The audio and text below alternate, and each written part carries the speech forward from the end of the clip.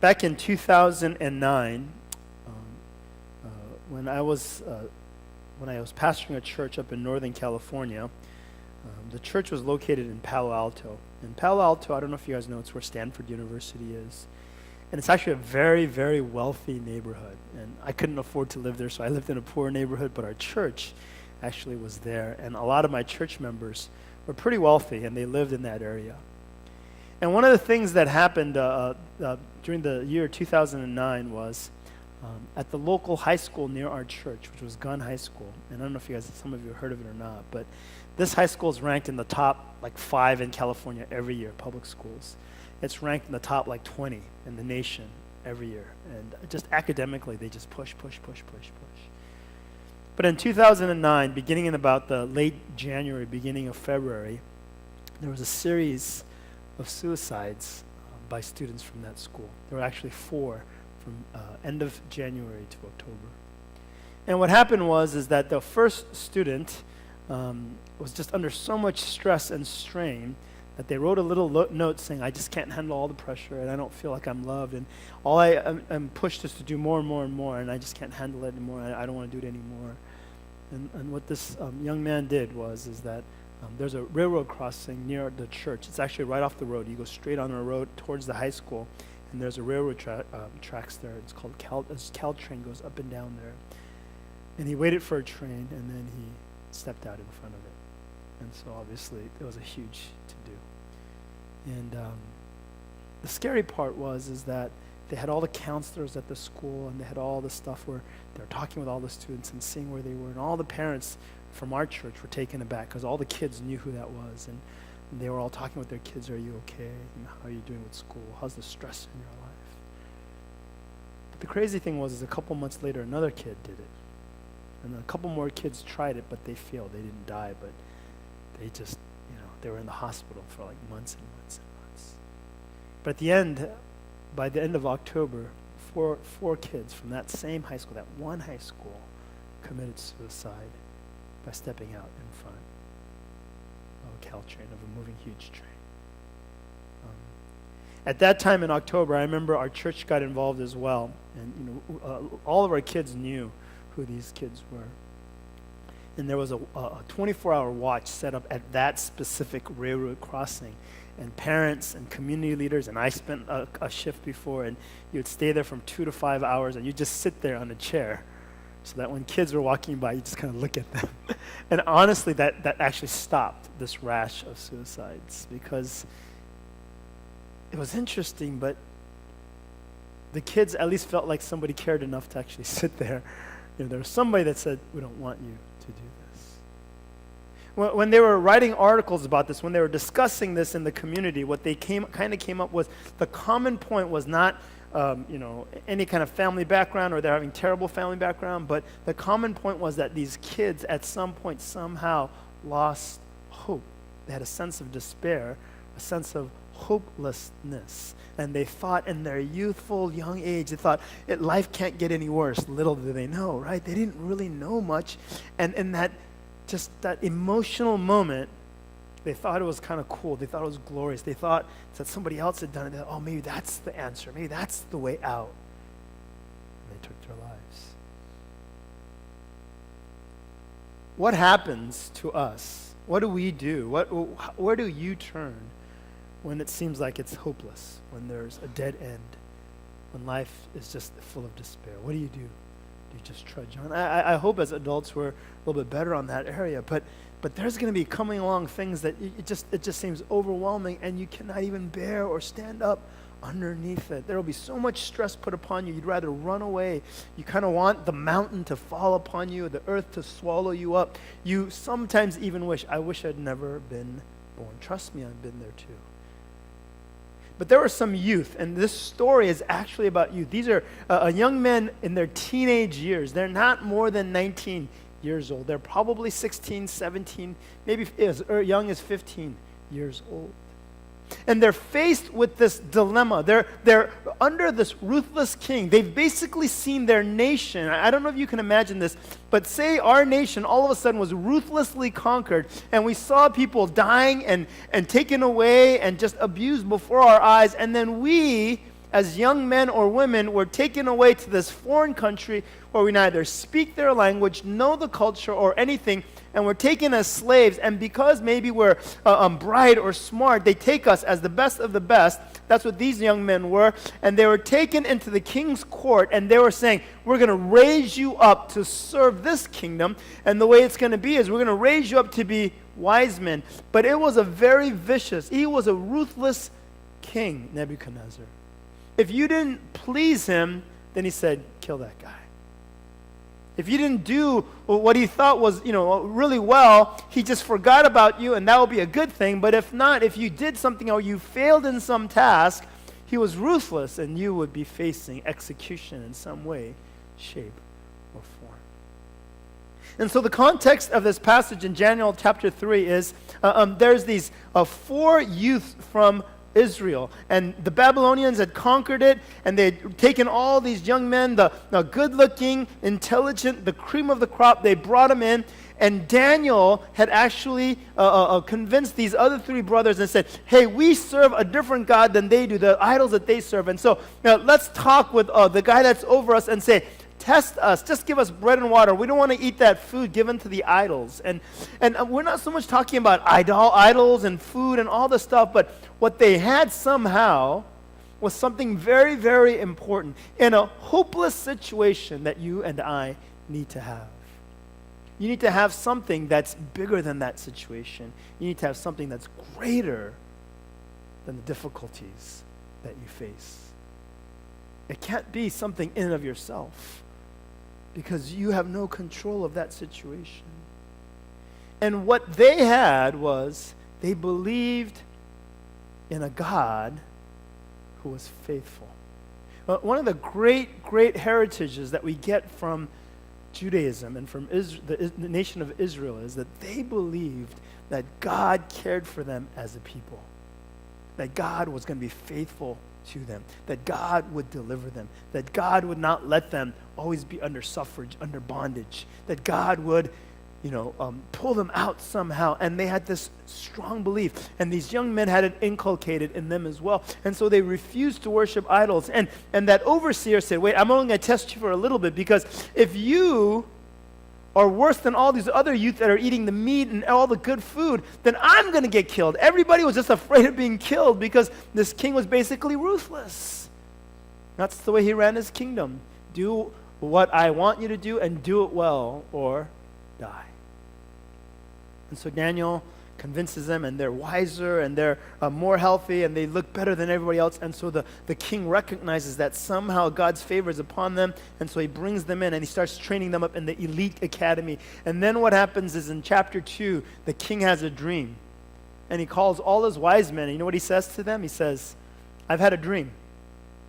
Tell me what dream I had, and then interpret it for me. So what's happening?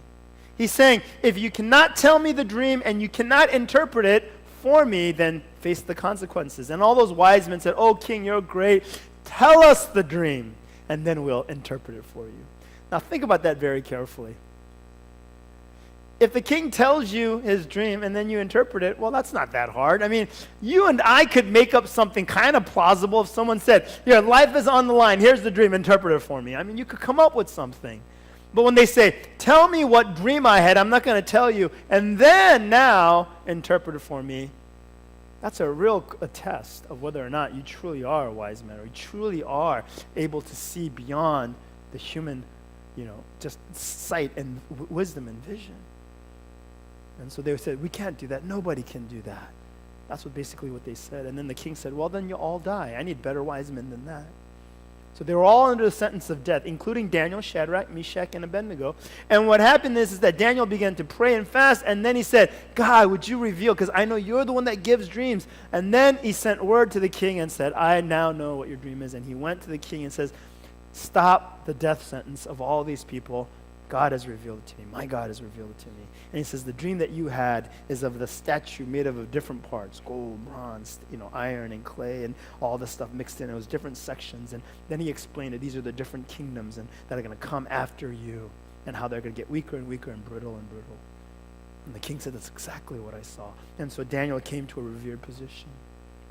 So in this passage, I know for a fact that Daniel did not bow down to the idols either, just as Shadrach, Meshach, and Abednego didn't either. But then why isn't Daniel show up here? Why isn't Daniel one of the 4 instead of one of the 3 that's getting punished by the king? Well, it's because some Chaldeans, some other wise men who were jealous, reported Shadrach, Meshach, and Abednego. But why didn't they report Daniel? My guess is, the Bible doesn't say, but my guess is because if they reported him after he was in such favor with the king, they would have got the axe. But they wanted to get at Daniel, and so they attacked his friends. These guys are not the main characters in the book of Daniel. Obviously, it's called the book of Daniel. Daniel is the main character. And yet, the way that they lived can show us and teach us something about how we ought to live when we face hopeless or difficult or situations that cause us to despair.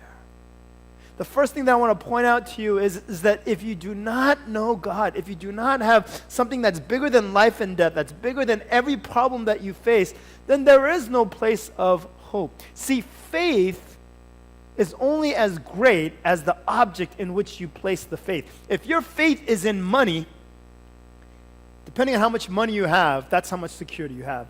But no matter how much money you have, you cannot avoid an accident that takes your life. You cannot avoid an illness that just comes suddenly into your life. And that's the extent that money can do. Money can maybe buy you the safest car. Money can buy you maybe the best medical attention, but it's not bigger than a disease that comes upon you suddenly. It's not bigger than an accident that can take your life. It's not bigger than those things. If your faith is in yourself, your own strength, your own ability, you may be smart enough and capable enough to earn money, to get into a good marriage, to raise children well, to build a business, or to go up in the workforce, whatever it is. And that's a great thing. There's nothing wrong with that. But if your faith is in that, there's only so much that you can do and be successful in, because your faith is in yourself.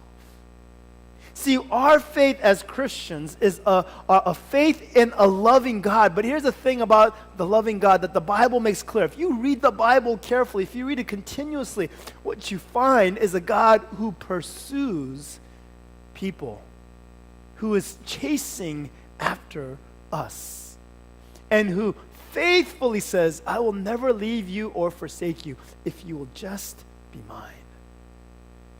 See, the answer, the key is that when we see that God is indeed loving, and we understand that we are indeed lacking, and there's no reason for him to love us, and yet he does, when we begin to understand that, and we receive that gift, and we're brought into his family, and our sins are cleansed because of what Jesus Christ does on the cross, then we now begin to live a life where we trust in God's faithfulness rather than our circumstances and our problems, our own strength, our own devices of security. What happens in this story is that the king gets really upset after hearing their answers, and he turns the furnace up 7 times hotter than normal. I don't know how they did it. I don't know how they measured it. And in his rage, he says, throw them in. And the soldiers that are going to throw them in, they get near the edge to throw them in, and they get incapacitated. I don't know if it's smoke. I don't know if it's the heat. But the soldiers that are throwing these guys in, whether it's 3 or 6 or 9, I don't know, they perish immediately because the fire is too hot. And yet these 3 fall in. And then the king looks down and he says, wait a minute. I see something strange. They're not burning up. Their clothes are not even burning up. And instead of 3, I see 4. Who do they see? Who does he see? He says, I see one like the Son of God. He sees someone that's different. And there's Shadrach, Meshach, and Abednego with the pre-incarnate Jesus Christ, with God in the midst, standing there. And that's exactly the picture. I don't know how to explain it, but in the midst of a fiery difficulty, in the midst of whatever problem and issue that you have that's overwhelming, that threatens to consume you, you can have God with you. That's God's faithfulness. But what I know is that you cannot really tap into this unless you believe that God is faithful. And you cannot believe God is faithful unless you know God. As I was raising my daughters, and I mean they're still being raised, but when they were young, one thing that we really had to watch out for is every kind of mannerism or bad habit that I had, they would pick up on. And now my older daughter sees them and she points them out to me and she nags me about them. But one of the things that I used to do is living in California and even in the East Coast when we were living in Philadelphia when my daughter was born, I always wore sandals in the summer. You know sandals, right? But I had these, I don't know, you know the sandals that have the back, right, the heel, and you can put them on, and there's different kinds. There's waterproof ones and all these different things. But I hated just that little bit of just slipping on the back part. So I always fold them over, in the back and then step on it. You guys know what I'm talking about, right? Brian must do it too. But a lot of you guys that are smiling, I'm sure you do it. But my wife hated it when I did that. She said, "Why do you do that? It looks so lazy. It looks so, whatever." And I said, "What's the big deal, I mean, it's just like, but that's the way it was. And every once in a while I would put it on. And then I think when my older daughter was about 4 years old, my wife said, "See?" And I said, what? And so she brought my daughter's sandals to me, and they're all folded down in the back because she had started to do the same thing. Inside I said, "Yep, we're going to win." No, I didn't think that. And she just got on my case about it. It says, every little thing. And that's a funny, humorous thing, but the words that we speak. You ever see a kid, I've gone through elementary school, but you ever see a kid with a foul mouth? Meet their parents. Someone in their family has a foul mouth. Either mom, dad, older brother, older sister, somebody has a foul mouth. It's just, you meet somebody a kid that's racist, they're not born that way. Their parents are like that. They may hide it better, but that's the way it is. And so when we see this, what you have to understand is that if God is our Father, we will only emulate Him. God's faithfulness is what causes us to have greater faith and faithfulness in and of ourselves. But it's in as much as we sit and meditate and are in the presence of God. That's the foundational thing first. Somehow Daniel, Shadrach, Meshach, and Abednego had this inculcated into them at a young age. It is so important. And so when they were out on their own, they're able to do it. The second thing that's really important that I want to point out to you is that they were surrounded by at least a couple of other friends that said, "I'm going to stand with you." That is such an important thing. You cannot go it alone. It's great to have a spouse, but more than that, you need to have a few close friends that stand with you and say, "You know what, let's stand through this." Because see, what I found over the years is when I'm going through a suffering or a crisis and I have a couple of friends who I share everything with, they're not. And then they support me during that time. And then when they're going through it, the others of us are not, and we can support them during that phase. And it keeps us all standing firm and trusting the faithfulness of God. Let me just point out 3 ways that we can really experience God's faithfulness more and how we grow in it.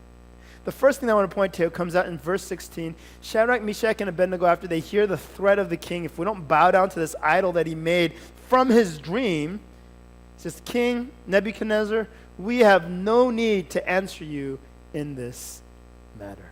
In other words, you know what? Here's a situation that's come up. But I'm going to stand firm in my faith in God. We don't even need to give you a response. We will, but you know what? We're not going to bow to this. We're not going to bow down to this idol.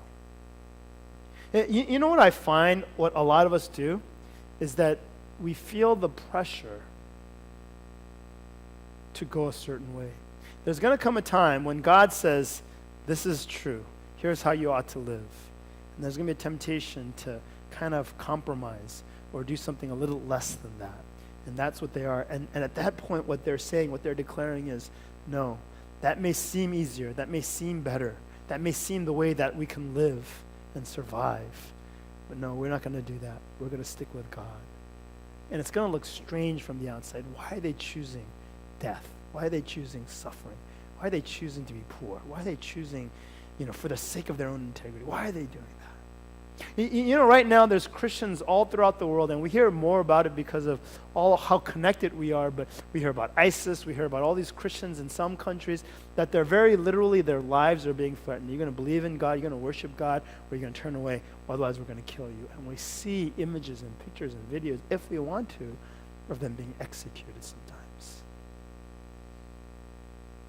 We may not face that here, but I do know this, that if you believe something very strongly and it's not what the popular culture is saying, you're going to be ostracized, you're going to be ridiculed, you're going to be made fun of, you're going to be labeled. It happens. Maybe that may not be as severe as your life being threatened, but some of us, it overwhelms us and we end up compromising what we believe in God. There's a denomination that I used to be connected with, not deeply, but the Presbyterian Church, and my denomination was connected with what's a larger one of the largest Presbyterian denominations called the PCUSA. And there's been a lot of social issues that they've been decided one way or the other, and I don't want to get into the nitty-gritty, but we can talk about it another time. But there was one issue that I felt like was very clear in the Bible, and that issue was basically about having clergy that was practicing homosexual. That's such a hot topic, I don't want to just throw it out there, and I know people are on all sides of this issue, but all I am saying is in the Bible it says that that's a sin, just like adultery is a sin, and committing murder is a sin, all these things are a sin. That doesn't mean that God can't love them and God can't save them. They're not beyond redemption. But then the denomination, this Christian denomination, was saying, now we're going to start ordaining, not just doing same-sex marriage, but the pastors themselves can be in this lifestyle. And in this denomination of about 150,000 churches, there are approximately 30 to 40,000 African American churches. And the African American churches, as a caucus, just this past year, decided that most of them, majority of 30,000 of them, would step out. That's huge. And some of those churches that stepped out lost people that said, no, we believe with the denomination. And some of them lost their buildings, and some of them lost financial capital, whatever, but it was a courageous decision. And sometimes we're going to be called to that. It may not be something like that, but do I cheat on my taxes, or do I do this that's acceptable business practice but morally or ethically wrong that God wouldn't want me to do? What can I do? What should I do? If I do this, then the company will give me a promotion, but if I don't, then I might be stuck where I'm at. Now, I had a young man who was working at a prominent company, and he was one of the promising up-and-coming engineers, and it was back when BlackBerry and all that was really big, when that was the huge thing, when Obama had the BlackBerry and all that stuff was going on, and he was working for them, and then he got scouted to another company, and that company was involved, and this is all in Silicon Valley, with this new project, and they were just booming, and he was just getting paid a lot. He had all this stuff, and he was one of the top guys, and then they had a deadline to meet, and they missed the deadline, and it was huge. It was going to cost the company a lot of money. And so his boss said, hey, send the prototype anyway, even though we know there's bugs and problems in it. And he said, how can we? He says, well, I'll just write that there's still issues on it, and we're not quite ready. He says, no, send it, saying that it's all working fine, and send it. And he said, that's a lie. And he says, no, this is all business practice. And so what they do is they send the product, the prototype, and then when they get it, they go, oh, it's all working, it's all debugged, and they start working, and they go, oh, it doesn't work. And they go, oh, we didn't have that problem. Then they go there, and they start working out. Do you see how they buy themselves time that way? Basically by lying. He says, I can't do that. And his boss says, you have to do it. I'm ordering you to do it. Don't worry, it's not you. I'm ordering you to do it. And he says, I can't. And then he went to the boss's boss, and the boss said, no, you need to do it too. It's too big of a deadline. So he came and talked with me. I said, what do you think God wants you to do? He says, not lie. It wasn't very hard. He quit that job.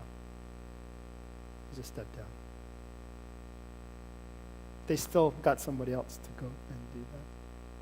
And literally he was unemployed for 5 months, even though he was an up-and-coming star, because his company basically, I don't want to say blacklisted him, but they wouldn't give him a good recommendation. Whenever someone called and said, so why did he leave? They said, oh, he wouldn't play ball. He wouldn't do what was just normal business practice. He's a pain. You're not going to want him because he couldn't.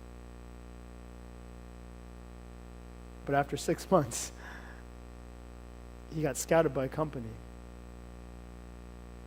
And the boss that hired him said, you know why I hired you? Because I heard this story of what you did.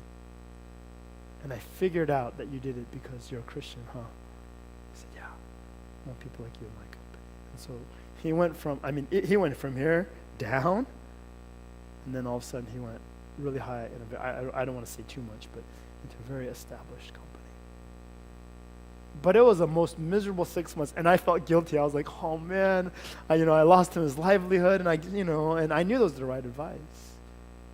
It may not always turn out that way, but he stood firm. And I think sometimes he encouraged me and says, Pastor, don't worry about it. I know God will do something. I'd rather have my integrity. That's pretty awesome.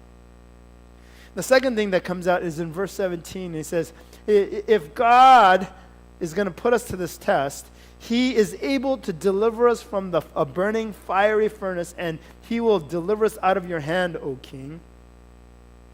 And what they're saying is that not only are we going to stand firm because we believe in your faithfulness, but we have this hope that he can actually deliver us, that we cannot lose. The one thing that I know about hope is this. Hope is not hope unless the circumstances dictate that it is unreasonable. And you're not looking at the circumstances, but that you're looking at God. That's, to me, the definition of Christian hope. Because if it's something that I can do in and of myself, if I just work hard enough, that's not what this is talking about. Can you, if I threw, not that I would, but if you were thrown into a burning, fiery furnace, survive? No, you can't. Literally, scientifically, 0% chance. 7 times hotter than normal, 0% chance. But then what's their hope? It's not in overcoming that physical thing by themselves, by some asbestos suit that they didn't have, or somehow that they're going to be surviving through it. But he's saying, our God, whom we serve, is able. He can deliver us. Our hope is in God. And basically what I'll tell you is that I'd rather have 0% chance and have God with me in something. Like I'm capable with no ability in and of myself, than have all the capability without God in it. Does that make sense what I'm saying? I'd rather face it that way. I'd rather have God on my side in that scenario, in that situation. The next part of it comes out in verse 18, and it says, and after they say, we have hope in God, they say, but let it be known to you, O king, that we will not serve your gods or worship the golden image that you have set up. Even if he doesn't save us from that fire, we still aren't going to do it. So first off, they say, well, we don't have to answer. Our answer is that we won't do it. And then the second part says, if we're going to answer, we know that God is able, that we can trust him, and he's able to deliver us. He has that kind of power. But even if he chooses not to deliver us, even though he has that kind of power, we still aren't going to do what's wrong in God's eyes. That last part is what I call risky faith, or stepping out in faith. They knew that God was all-powerful because they just already seen God do all kinds of miracles, give Daniel the dream interpretation, make them healthier on bread and water than other people, eating meat and great fancy foods. They'd experienced it. But they did not know if God was going to deliver them, but they did know that God was going to be with them. In death or in life, they weren't sure. But they knew that they were not to worship idols, and so that was clear. They not only stand firm in God's faithfulness, they not only hope that God can deliver them, but they also are willing to step out and face whatever because they know that God is with them. There's no other choice they're willing to take a risk for God. I think too many of us, we fall to what everybody else falls to. We fall to temptation. We fall to peer pressure or the way of the world. I remember seeing this video. Maybe I mentioned this to you before, but it was a very powerful indicator. But a number of years ago in a college psychology class, they made some videos. And what the video was is they were trying to look at peer pressure. And what one team came up with was an idea to see how college kids reacted under peer pressure, see how much it reacted, and depending on how many people were involved. So they kind of hijacked a dorm elevator. And so they got into an elevator, and they had about like 7 or 8 people on their team. So they did one thing, which was just a very simple thing. Whenever the elevator door opened, they had a video camera outside and also inside.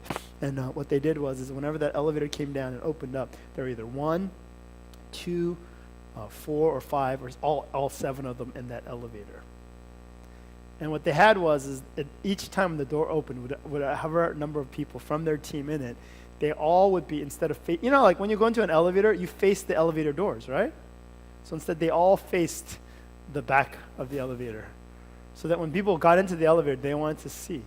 So when they had about 4 or 5 or more people in the elevator facing the back, the person would kind of look at them strange, walk in, and instead of facing forward as you would normally do, they too would just kind of turn around and face backwards too. When there was only one person doing it, most times they didn't. They'd be like, kind of weird. And they would go to the other corner of the elevator and face forward. Very interesting, right? I mean, just things like that. That's our natural inclination to want to fit in. It's hard for us to stand against the flow. Unless what? Unless you know what is right. Unless you know what is true. That's just all opinion there. But sometimes when you go to another country with another culture, and if you're sensitive, then you want to do what they do. You don't want to offend them. You want to eat the way they do. You want to have the same mannerisms. You don't want to be rude in that way. Or you go to someone else's house, you want to follow their things. But the thing is that ultimately as Christians, what we're trying to do is we want to follow what God has set out as truth and right and holy. And when we do that, here's what the world will see. We'll see people, they'll see people who step out and live according to what? The truth of God. And they live according to the faithfulness of God, a consistent faith. And eventually they'll see something in that that'll transform them. It will give you a strength that is beyond your circumstances. It will give you a strength that's greater than life and death, because God is greater than life and death. Not because you're stronger, but because God is. Let me read you a little bit of a quote. This is kind of from an anonymous person, but I thought it was really good. I'd rather have a friend who would make a fool of himself by obeying what he is 80% sure God commands than someone who plays it safe because they're not sure of the 20%. I'd rather have a friend who supports missionaries beyond their means rather than just dropping $1 in each time. I'd rather be friends with someone who moves to the voice of God, of the Spirit of God that they hear, rather than arguing with it until it subsides.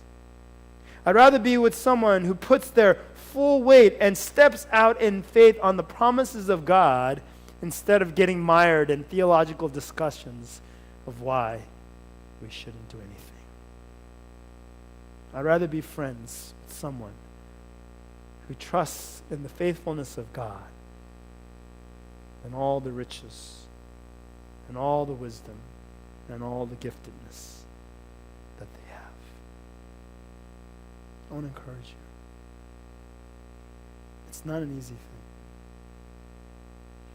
But you will face times like this. And not just once, again and again. And there will always be unknown, uncertain places, and there will always be a fork in the road where you're going to have to make some choices. But as you begin to trust the faithfulness of God, there's one pattern that I guarantee that you will experience. That as you follow God, you may not get richer, you may not get healthier, you It may not be easier, but one thing I'll tell you is you'll be more at peace than ever before. You'll be calm. Because if God is for you, then who can be against you? If God is with you, then what can overcome you? May we trust in the faithfulness of God. Let me pray for us this morning.